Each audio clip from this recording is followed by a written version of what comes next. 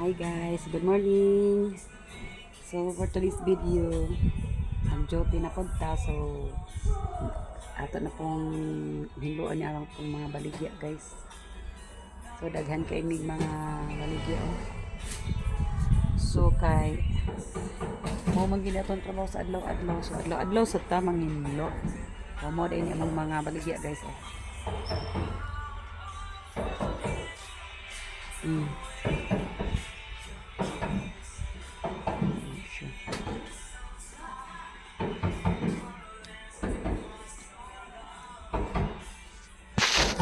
Hinay na tag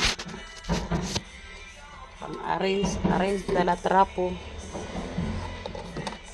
dala aris anak na siya guys. So kugi lang gid ang kinanglan ani guys, relate ta sa uban nga mga sales lady di nga nagtrabaho gyapon. So ngun ani gid atong mga trabaho sa matag adlaw-adlaw magbalik-balik kung sales lady ta. Pero at least guys, naning kamo ta di ba? Dili kay magsiratag marites anang nagbalay, magpuyo. So manulong og silingan, magtabi. Mas main na lang ni nga natay trabaho. At least bisan tuod og yun ani atong trabaho makatabang ta sa atong mga panginahanglanon sa matag adlaw-adlaw og sa atong mga anak. Makapahuman tag eskwela guys, bisag yun ani ra atong trabaho. Proud lang yapon ka sa atong kaugalingon. Kapag graduate ka sa atong anak. Bukon. So,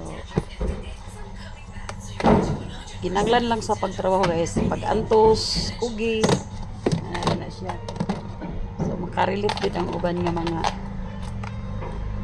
mga mama ani ba, mga sales lady na mama, mga working mom, nga yun ni undang og paningkamot ang trabaho para sa pamilya, di ba guys?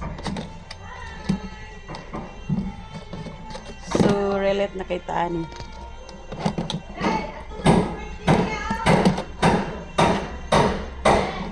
Oh, unsa man?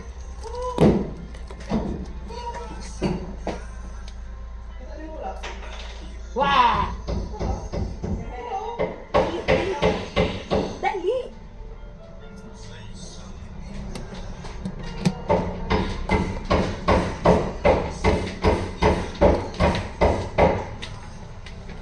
Wow! Bless!